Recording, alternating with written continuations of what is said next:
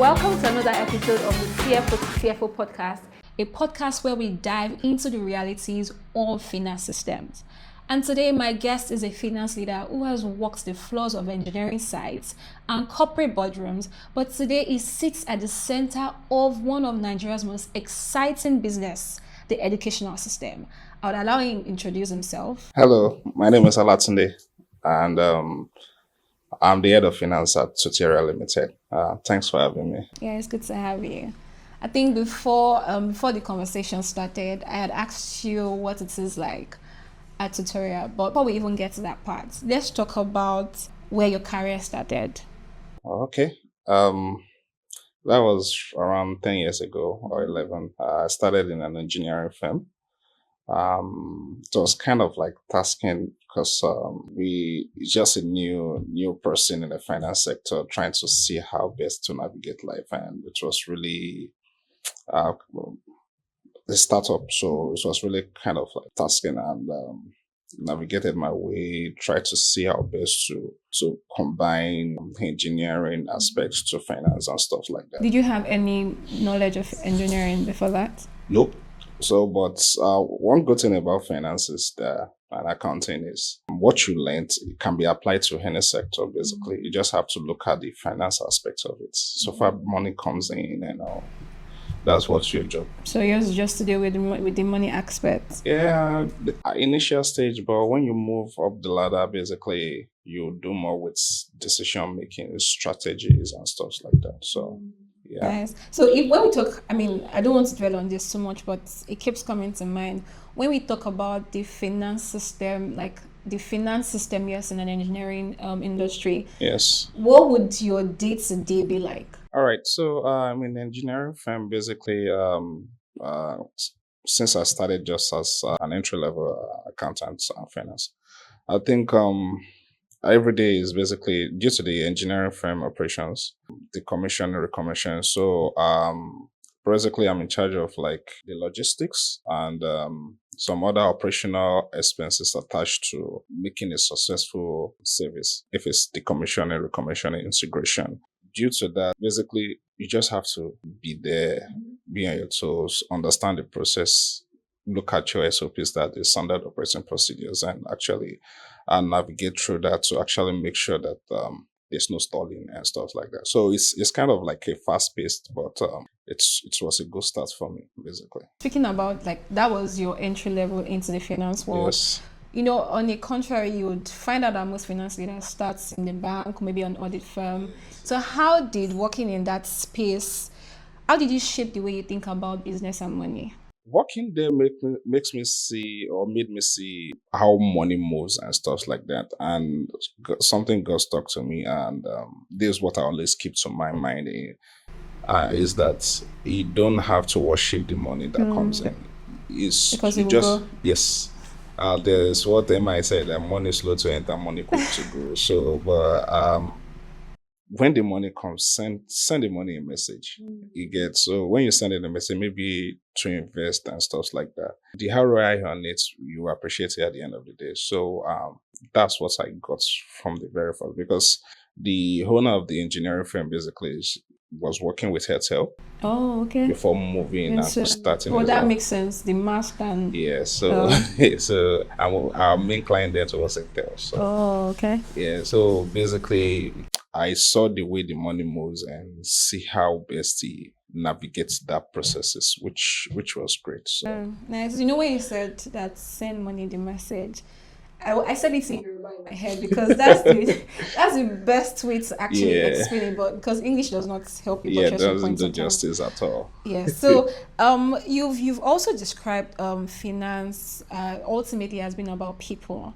So that that's not something they teach in accounting school. Sure. So where did this philosophy actually come from? All right. So a lot of people look at finance and say, okay, it's about money coming in and money going out. Yeah, that's the front end. It's understanding of accounting as well. So. That's the front end. But the back end deals with the individuals behind it, like what are decisions you are making to actually ensure the money going out is going to the right person. Yeah, and coming in multiple folds, the ROI, like I said initially.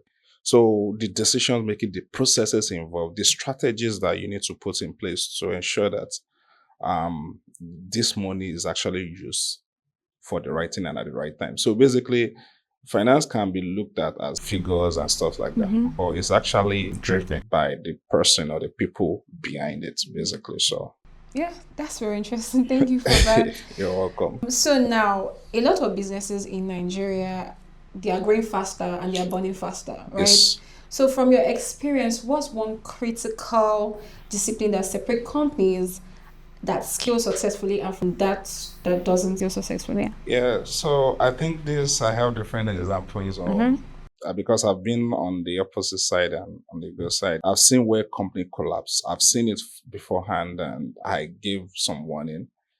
At the end of the day, even if you're at the head of finance, you are not the owner of the company, so you can really suggest your decisions at times, unless the decision is placed on you to actually execute. But a lot of CEOs, founders, and stuff, they have big visions, big dreams, and all, which is fine. But a finance person, the discipline that you need is from the finance person to actually level your head and say, see, this path you are going, let's first look at it. There's what we call unit economics. Let's look at what you are doing. Is this something that can be profitable? You have to manage it. There's a risk part that you have to say and say, okay, there are times that there was a place that I worked, is a dairy company. Were you also the finance leader there? Yes, I'm the finance and operations head there. So the founder didn't want me to see what was going on in the financials until the end of the month. And I'm like, it doesn't work this way. It was later, whenever I'm doing a reconciliation, I looked at what was spent and will be asking. Most of it were spent for personnel instead of I just looked at I did my own analysis and discovered this company cannot last up to a year. Oh, wow. Did you tell them point blank? Yes. And that was when I made my shift to Tuteria. Wow. So is the company still in existence now? Wow. Actually closed down. So after that, did they reach out to you to say, oh, what you actually said was true? Yeah, well, actually, when I did the analysis, the founder knew that, okay, she can't deny it. Oh, so she was not spending the money? Yeah, she was, for example, you were owing employees and you are spending the money on getting an apartment. You are staying in your family house, which you are not spending, but you are getting an apartment for 5 million naira and stuff like that. These are the issues. Yes. So you need to actually balance it and let your finance person make their decisions. And not just ensure that you get the best in the market in terms of the person handling your finance, basically. So because some of them might actually play along. Yes. That's why some might be siphoning your money exactly. Still. So yeah, so that's it. That's why they have to put in systems that actually monitor. Yeah, internal controls. Yeah. That's a really interesting one. Thank you for that. That was very insightful. What role does data have to play in your financial processes? And how do you translate what the numbers are saying into decisions and non-financial people can act on? All right. So like I was saying initially, regarding the company that actually, I had to look at the financials and how do I get my data basically, or how do I get the analysis. I look at the data, numbers don't lie. Yeah. You get. So what you just need to do is there's what we call metrics or KPIs in financial terms, where you look at the 3 main financial statements and you look at bottom lines basically. If you want to know the health of the company, mostly you look at the cash flow. If you want to know the profitability, you look at the income statement. So you have your margins, you have your ratios. Those are captured under the metrics that we use. And those metrics will let you analyze, and for a layman, you'll be able to explain in simple terms, okay, because this is like this, your company is not profitable. This is like this, your company will crash very soon and stuff like that. That's what we call burn rate. Burn rate is basically like your income versus the money you are spending. You get in simple terms. So if you look at it, you look at what is in your bank account and what is coming in. You deduct what you have spent out of it, the money left, all other things being equal. If you spread it, how many months, how long will it last you? All other things being equal. So if you have like few months then that means is that you call for product upgrade, investment, any type of investment or financing or whatsoever to actually push the company. Because here's the thing, the number one goal for a finance person is the going concern of the company you're working with. So if the going concern is what you are looking at, if your burn rate is telling you 6 months, 1 year, then there's danger. Yes. So you need to work On on it. it and actually look for ways to actually pump that up. So Wow. that's it. That's very interesting. So, with what you said now, can you share an example where a simple control that you put in place prevented a significant cost or risk? All right. Actually, there are quite a lot, but let me use the one in Tuteria. When I joined Tuteria in 2021, I discovered I did unit economics for all our products basically because we want to know which product and which regional or location is actually can stand on its own if we decide to. So Region, when you talk about region, so tutorial is in different places. yes, we basically are reside in Lagos. We're operating in Lagos, but we have places other not physical. There was okay. a time that we have for our high health. Yeah. We have physical centers in Abuja and some other parts of Nigeria, but mainly in Lagos. But for the private tutoring parts, we don't have to be everywhere, but our tutors are everywhere. You get. So when I joined, the Abuja center was running, and I spoke with Godwin. Godwin is the founder of okay. of Tuteria. So I was like, okay. He said, okay, see, let's do the analysis. Let's look at which region, which centers can stand on its own. Funny enough, I'm doing something like that currently. Nice. So I did the analysis. I discovered that our centers in Lagos, in Bagada and Ikeja were the ones actually sustaining the one in Abuja. And it's costing us a lot of money. So we have two options. So that would change it. And the problem is not actually that the Abuja is not doing well. It's that we are constrained with the space we have. Oh, okay. We can only do like 35 people in a class. Okay, so the lectures happen in your center? Yes, for the high IELTS. Okay, but for private tutoring is different. Okay. So there's group lesson, there's private lesson. Group lesson is where a lot of people come together and a tutor takes them. While private lesson, you have your one-on-one.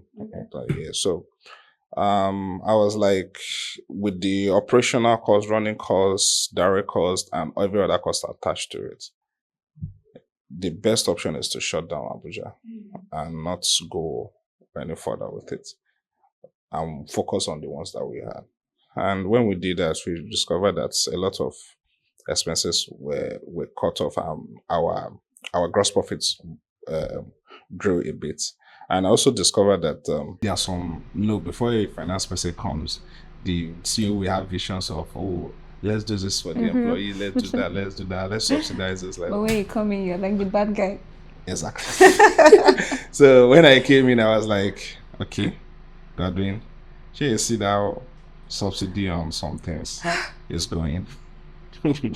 Well, I was hated for it, but in the long run, what is more important is can the company keep growing? Yeah. And I had to do that just for the company to survive. And right now, it's been like the efforts have been paid off. So the Nigerian business environment, with the exchange rates, inflation, and all of that, it happens and you can't control it. So what happens when the ground keeps shifting beneath your feet? All right, so that's where strategies comes in. Like, there's nothing predictable in terms of when you're doing your business. And there's one thing we call, when we are doing projection in finance, there's what we call assumption. Assumption is you assuming all other things being equal. In the next 2, 3, 4, 5 years, things might be like this, things might be like this. So you plan for it. So basically, due to shifting exchange rate and stuff like that, we had to improvise. What we did when we improvised was actually see how we can make more money in different currencies, because running ads and some other operational costs comes in those different currencies as well. So when the Naira was going up, I think in a way, because some of our investments, like some people investing in us, they invested in in dollars and stuff like that. It was kind of helping. And when we even want to change money, Aboki and all, instead of going to the officiary, so it's actually boosted the money coming in. Although when we spend those money, we see the effect and say, okay, well, but then now that things are still changing, I think you having multiple currencies instead of changing money to actually helps a lot. So even if dollar is going up, down, pounds is going up or down, so far what you are spending your money on is you have the currency to instead of exchanging it. I think the effects will be minimal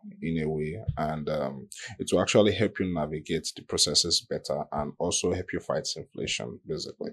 So with what you're saying now, are you recommending it for other businesses, not necessarily maybe in the educational system? Okay, so it depends on the business you are running. What works for a department, a company might not work for you. You get, so it's just like a production or a manufacturing company, a service company. What might work for them might not work for you because they deal with mostly with raw materials and so you don't do more raw materials. So basically, with your finance, your accounting processes might be a bit different, and the way you look at things might be different. You get, and even your books will say otherwise in all those things. So I think it doesn't work for everybody. But look at your books. Look at how much is going into inflation, how much is going into exchange rate, how much you are burning, and see what processes can help you navigate that, and you'll be good for it. So Nigeria's tax laws has evolved rapidly. And for a business leader who is not a finance expert, how would you summarize what has changed and why it matters? All right. So what has changed basically is there's no longer medium scale enterprises. Basically, either you are small or you're large. And for you to be small, that means your revenue for the year is less than 100 million. And for you to be big, that means you are earning more than that. And if you are in that category, basically, you are paying almost nothing in taxes. So, which is kind of very important. Like the government is kind of like focusing on the big guns in Nigeria to for them to bring in more taxes, and also on even on an individual level. Basically, if you are earning below a threshold, you are likely not even paying any tax as well. And for you to actually be paying more tax, you'll be earning above, let's say, 30, 50 million. Yeah, so if you are not ending up to that, I think it is a good thing for you. And strangely, people were against it last year, were skeptical, which understandably they don't know uh, what it entails. But just this January, when some people saw what their net pay was, they were like, "Oh, really? I got more money." You get, so Yeah. yeah. So basically, that's how it is now, and the more you earn, which is we are running a progressive tax. So the more you earn, the more tax you have to pay. Yeah, because that means the country is actually doing well for you to earn more. So yeah, so in Is the simple country terms, that is doing well, the one doing well? uh, both of you. So yeah, in layman terms, basically, if you are still in a business is growing, what you just need to do is basically ensure that you are, because government monitors your income and everything. Make sure that you are filing. Because you are not paying tax doesn't mean you shouldn't file, and because you are filing doesn't mean you are paying tax. But you need to file, even if it's zero tax. You have to file, and so that the government will know, okay, this person is compliance. Because if you are not, the government can just action and say, okay, they are seeing some movement here, movement here. You are not declaring what is there, so pay this or so amount. Then you have to be fighting it. So it's best to just be compliance, basically, and probably hire a tax consultant if you can hire a full accountant. So That's nice. And word on the streets, in case people do not know, Bujeti has tax management. yeah, that's true. So all of you don't need to run around, just come. Bujeti will handle everything for you and you can just sit back and enjoy the ride. Bujeti is actually there are so many expenses now that instead of me doing my analysis and saying, okay, let me categorize it, I just tell the admin and whoever in charge of any expense, I say just raise it. There are categories on Bujeti that you can, and once that is done, I just looked at it. with your proof. Yeah.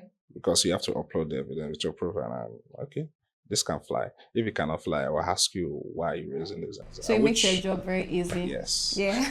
I like the smile on your face when you say that. Finance sits at the intersection of every department in an organization. That means you see everything, salaries, budgets, spending, sometimes misalignment between what leadership says and what they should do. So how do you manage that position with integrity? There's what they call office politics, and and if you're a I was going to finance ask you a person, question about that, but no problem. But if you are a finance person, I think you should be as neutral as possible because that position is very sensitive. And if they see you are favoring someone above the other person, some rumors might be flying, and those are the rumors you wouldn't want it to spread or escalate. You get, so as much as possible, that is where internal controls come into play. And also there's what we call SOP, standard operating procedures. The processes and everything, if it's for A department, B department, C department, the process should still be the same. Fine, there might be sometimes that priority skills, but then you have your preference, your scale of preference in terms of okay, which one needs to go out urgently and all. And also define your processes so that every department will have to adhere to it. There might be some disagreements in the initial stage, which is fine. People struggle to change, but ensure that that is kept across board so that at the end of the day, they know you are neither friend or foe to anyone. So I think, just get the job done. That's just it. yeah, I was going to ask you about office politics. Has there ever been a point in time where the financial recommendation or advice you gave was overruled for political reasons, and how did you manage it? So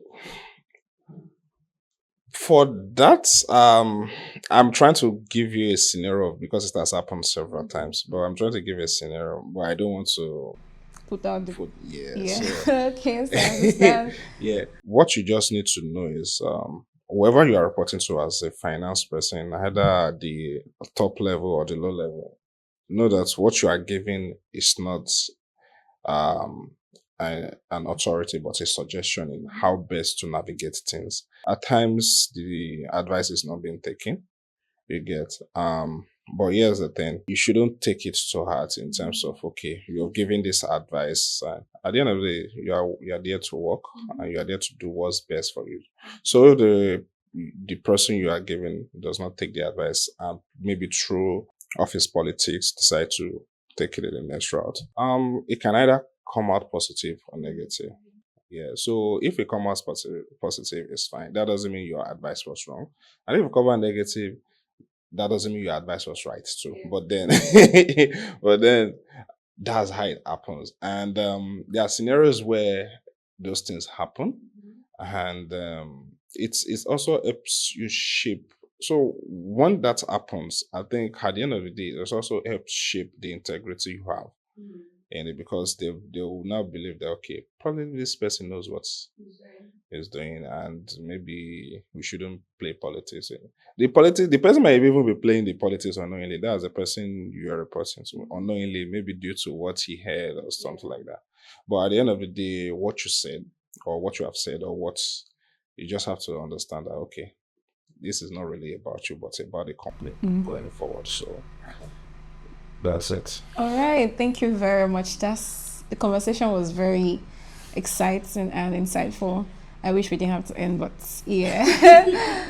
You said you've been with Tutorial since 2021. Yes. This is 2026, so it's 5 years. Yes. I mean, yes, 5 years. So how's it been so far? I mean, it's not the conventional place that a finance head will want to work at. Yeah. So how's it been so far? Yeah, before going to that, I believe for a finance person, first off, the first place I think for you to actually start your career is basically you starting in a manufacturing company. Yeah, or like all this oil and gas company if you have the privilege, because those aspects or those workspace will actually give you so much task. And why am I saying that? Manufacturing company basically have more in depth in terms of how you process your accounting, how do your finance and stuff like that. It has way more, it's way broader. Services, like for example, like I said initially, services doesn't have raw materials, work in progress in terms of your P&L. Services doesn't have that. But then there's what we call accountant reports, where you schedule the cost of each unit or each SKUs and stuff like that. Those things are kind of very rigorous, and you just have to go through. Once you go through that, you understand the pattern of and the reasons why accounting works and how best to navigate that. Now going back to when I joined Tuteria, I've been going through all this. I worked at Refruits.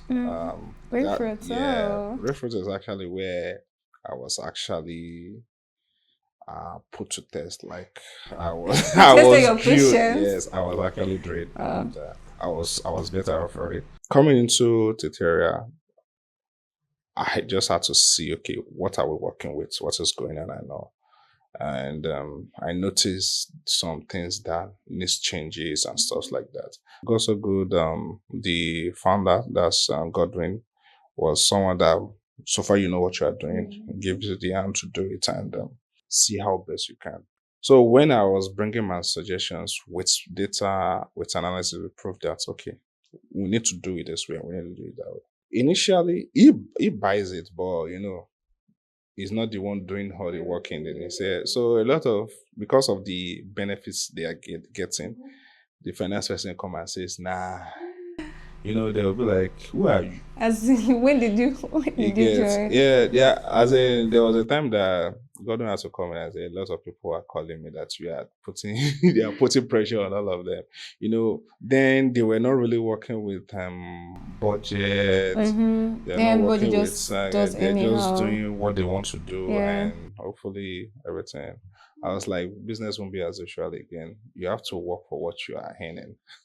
So even if you even greet them, you'll be like, I beg, don't greet me. That kind of thing. There was a time that whenever I come to the office, people they'll be as if maybe I'm wishing something. They'll just face their work.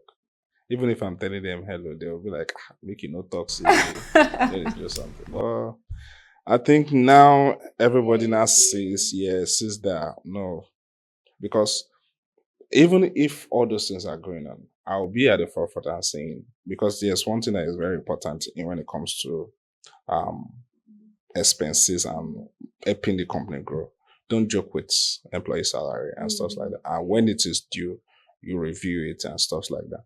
So I don't, even if I fight them to work, when I see that there's revenue improvement and stuff like that, I was like, we need to review this people's salary because they're the one bringing it in. Yeah. So those things actually help and bring Tuteria to where Tuteria is right now. Nice. I mean, I've seen Tuteria, it's not far from me, but I would say from what you're saying, you guys are doing great work. That's why you're still here today. So away from all these finance numbers and everything, so how do you, when you're tired of looking at the numbers, you're tired, just like, I want to chill. So how do you just ease yourself away I from play games. FIFA, which one? I play Mortal Kombat, I play soccer, I like football, I play, Physically or? No, games. All right, so thank you very much. You're welcome. It was good to have you. Same here. I had a great time having this conversation with you. Yeah. So we hope to have you maybe some other time again. Yeah, no problem. So far my schedule allows it. So. All right, thank you very much. Yeah, same here. Thank you for having me. Yes. And that's it, guys. Thank you for joining us today. Make sure you join us same time next week on the same channel. And if you're a business owner or a CEO looking to gain visibility into your business finance, go check out Bujeti.